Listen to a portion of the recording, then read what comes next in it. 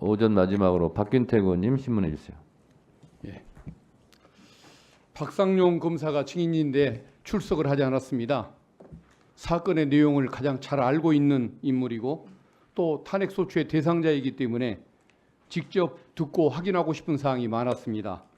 그럼에도 불구하고 출석하지 않아서 유감스럽게 생각합니다.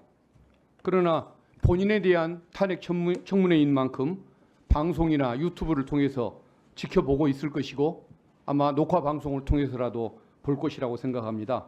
그래서 저는 박상용 증인에게 공개 질문을 하겠습니다.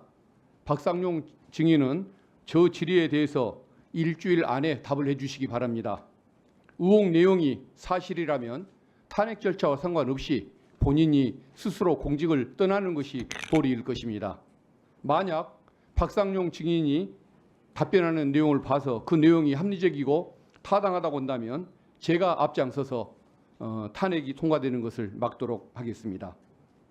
공개 질문을 시작합니다. 먼저 진술조작 특혜 의혹과 관련하는 것입니다. 김성태 쌍방울 회장, 방용철 부회장, 안부수 아태엽 회장, 이화영 부지사를 동시에 검찰로 소환하고 진술을 맞추는 진술 맞추기 세미나가 실행됐다는 여러 가지 정황 그리고 진술이 드러나고 있습니다. 수원지검에서 김성태, 방용철, 안부수, 이화영을 각각 몇 차례나 소환을 했고 동시에 소환한 것이 몇 번이나 되는지 조서는 몇 회나 작성했는지 밝혀야 할 것입니다. 이화영 피고인의 변호인 김광민 변호사에 의하면 검찰은 이화영 부지사를 217회 소환을 했고 72회 면담 조사를 했고 19번 조서를 작성했다고 합니다. 첫 번째 질문입니다. 조서를 19번만 작성을 했는데 나머지 소환 198회, 면담 조사 53회 그 과정에서 도대체 무슨 일이 있었던 것입니까? 그 과정에서 이화영 부지사를 상대로 회유 압박 행위를 했던 것은 아닙니까?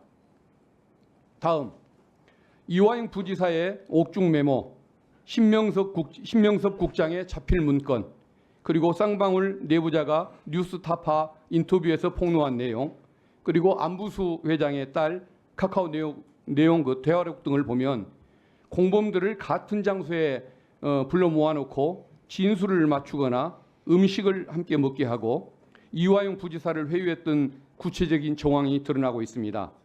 안부수 씨 딸이 안부수 씨 비서와 카카오톡 나눈 내용을 보면 아빠가 검찰하고 보석으로 합의를 봤어. 쌍방울 김성태 회장을 비롯한 임원진이 아버지와 함께 모여 있었어 라는 내용이 나옵니다. 쌍방울 내부 폭로자는 검찰에 가니 김성태 회장 등 전부 모여 있었다. 대북송금 사건의 주요 피의자가 모두 한자리에 모여 있었다. 수원지검에서 이화영, 김성태가 함께 있는 장면을 직접 봤다라고 말을 합니다. 두 번째 질문입니다. 박상용 증인은 쌍방울의 대북송금을 이재명 대표의 방북 대가로 둔갑시키기 위해 김성태, 안부수, 방용철, 이화영 등 사건 관계자들에게 허위의 진술을 회유하고 강제한 것이 분명해 보입니다. 이를 인정하는지 진술 세미나를 열고 음식을 함께 먹게 한 것이 사실인지 밝혀주기 바랍니다. 다음 세 번째 질문입니다. 김성태가 안부수를 매수하기 위해서 작년 4월에 안부수 딸에게 오피스텔을 제공했고 그 뒤에 안부수가 검찰과 김성태가 원하는 방향으로 이재명 대표를 방북시키기 위한 것이라고 진술 협조를 하기 시작했습니다. 김성태 회장은 검찰에 잘 보이기 위해 그런 노력 상황을 박상용 증인에게 보고를 했을 것으로 추측이 되는데 실제 보고받은 사실이 있는지 답해 주시기 바랍니다. 다음은 사건 창작 의혹과 관련하여 계속 질문하겠습니다. 김성태, 이화영, 이재명 대표에 대하여 검찰이 3번에 대해서 기소를 했습니다.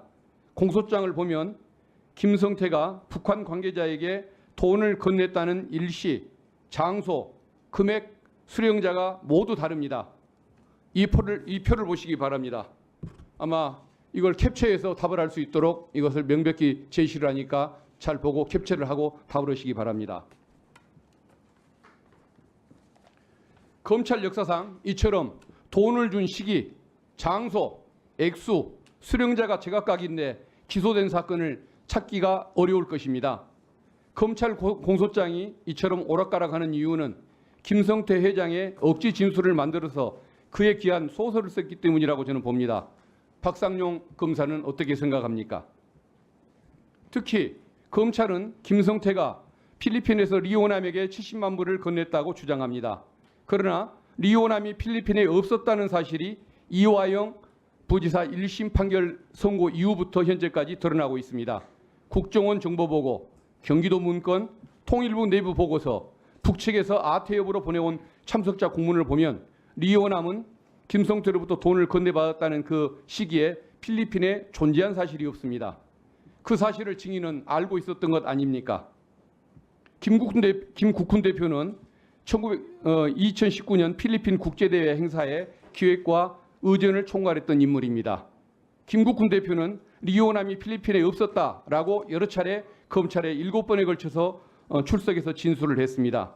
김국훈 대표가 본 의원실과 통화를 했습니다. 왜 그렇게 적극적으로 임했냐? 김성태 안부수처럼 잘못을 저지른 사람을 제대로 심판받게 해야 한다. 죄 없는 사람이 처벌받게 할 수는 없다라고 답을 합니다. 제가 6번째 질문을 합니다. 김국훈 대표가 리오남을 못 봤다고 말한 사실을 왜 박상용 증인, 박상용 검사는 왜 진술조서에 반영을 하지 않았습니까? 그리고 제가 하나 또 묻겠습니다. 시간이 이것만 묻고 이거 생략하고 다른 걸 묻겠습니다. 김성태 이재명 지사가 통화를 했던 현황입니다. 통화를 했다기보다는 주장하는 현황입니다. 이게 통화를 몇 배 됐냐가 쟁점입니다. 남이 바꿔준 통화를 한 것입니다. 그것도. 그리고 서로 아는 적도 없다. 전혀 모르는 관계라는 내용이 여기 담깁니다. 그러면은 이재명 대표를 위해서 이 돈을 800만 불을 북한에 보내줬는데 서로 이렇게 직접 통화 한 번도 못하고 만나지도 못하고 남남처럼 지내는 관계, 이게 형성될 수 있는 것입니까? 이런 부분에 대해서 답을 해주시기 바랍니다. 나머지 요구사항은 다시 오후에 요청하겠습니다. 이상입니다. 박균택 의원님 신문해 주세요. 예, 우리 이화영 증인에게 질문드리겠습니다. 2022년 10월 수원지검이 작성했던 수사 보고서에 의하면 대북 송금의 목적은 쌍방울 계열사인 나노스의 주가 부양인 사실을 알 수가 있습니다. 상세한 그 근거까지 담겨 있습니다. 검찰은 그런데도 대북 송금 사건의 목적을 쌍방울 주가 부양에서 이재명 방북 추진으로 수사 방향을 틀었습니다. 근데 만약 김성태 회장의 그 주장대로 또 검찰의 주장대로 이재명 경기지사를 위해서 800만 불을 사용한 것이 사실이라고 한다면 이재명 경기지사가 우리 김성태 회장에게 감사하다는 의미를 담아서 식사라도 한번 대접해야 정상 아닙니까?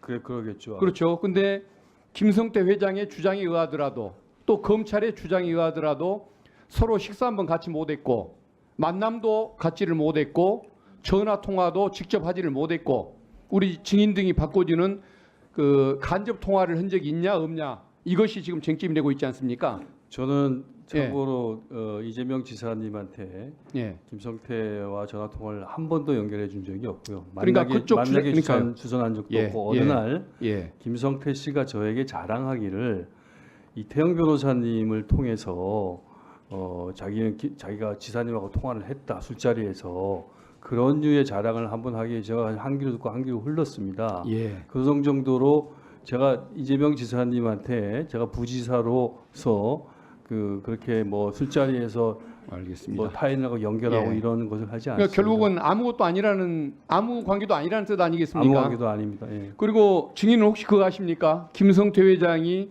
그 코로나 사태 때 경기도를 위해서 마스크를 기부하려고 했다가 이재명 지사가 김성태 쌍방울 회장이 조폭 출신이고 평판이 나쁜 사람이라는 이유로 마스크 수령을 거부해버렸던 것, 그 얘기 들으신 적 있습니까? 조사 과정에서 알게 됐습니다. 예, 그런 일이 있었다는 겁니다. 결국은 쌍방울이 이재명 지사를 위해서 돈을 써야 할 이유도 없지만 쓴 관계가 아니다. 돈을 썼다면 이럴 수가 없다. 이게 제 생각인데 맞습니까? 그렇습니다. 예. 알겠습니다. 봉규욱 기자님 좀 나와주시겠습니까? 김성태 회장이 2019년 7월에 필리핀 마닐라에서 필리핀에 나타난 적도 없는 리오남에게 70만 불을 주었다는 그 삼류 소설, 네. 이걸 왜 검찰이 썼을까? 많은 분들이 궁금해할 것 같습니다. 저도 궁금했습니다. 네. 그래서 추정해 보기에는 그 창작 배경이 뭔지 제가 생각하는 것을 한번 말씀드릴 테니까 한번 판단을 말씀해 주시겠습니까? 이화영 부지사에 대한 공소장이나 이런 걸 기준으로 보면 북한이 방북 비용을 요구했던 것은 2019년 5월입니다. 네. 그리고 송명철에게 200만 불을 주었다는 그 첫 시점이 2019년 12월입니다. 7달의 차이가 납니다. 네. 그런데 그 중간인 2019년 9월 달에 이재명 경기지사의 선거법 사건에서 네. 항소심에서 당선 무효형이 선고가 됩니다. 네. 그러면 몇 달 후에 당선 무효가 돼서 곧 날아갈 이재명 지사의 방북 비용을 위해서 북한에 거액의 돈을 대납해 줘야 할 이유가 없어지는 거 아닙니까? 네. 그렇기 때문에 결국은 이재명 지사의 그 방북 비용으로 몰고 가려고 한다면 당선 무효형이 선고되기 전에 돈을 주기 시작했어야 검찰에 또 김성태의 소설이 맞아지는 겁니다. 그래서 말이 안 되는 그 사안임에도 불구하고 2019년 7월 달 마닐라 송금 사건 그 소설을 만들어냈다는 것이 제 생각입니다. 우리 참고인 생각하시기에는 어떻습니까? 제 말이 네. 타당성이 있습니까? 수원지검 대북 송금 수사 기록 한 4, 5만 쪽 저희가 이제 다 검토를 했고요. 저도 좀 궁금했어요. 왜 이렇게까지 했을까? 안 해도 되는데. 근데 이제 2019년 7월에 그 행사를 했을 때 송명철 조선아트의 부실장한테 줬다고 하면 되는데 왜 리오남을 뜬금없이 등장시켰을까 했는데 나머지 4번의 돈을 줬을 때 송명철 부실장은 돈을 받을 때마다 자필 영수증을 써줬습니다. 근데 그 필리핀에서 줬던 70만 불은 영수증이 없어요. 그래서 리오남을 좀 등장시켜야 됐던 것 같고 말씀하신 것처럼 이재명 도지사가 당선 무효형 항소심에서 이제 당선 무효형이 나왔기 때문에 그 이후에 돈을 200만 달러를 주는데 그 앞단에서 돈을 안 줬다고 하면 약속하고 나서 6개월 뒤에 돈을 줬다 그러면 누가 믿겠어요. 당장 방북을 했어야 되는데 그런 여러 가지 필요에 의해서 필리핀에 리오남이라는 유령을 만들었다. 저는 그렇게 생각하고 또 그렇게 보도를 했습니다. 네. 예, 잘 알겠습니다.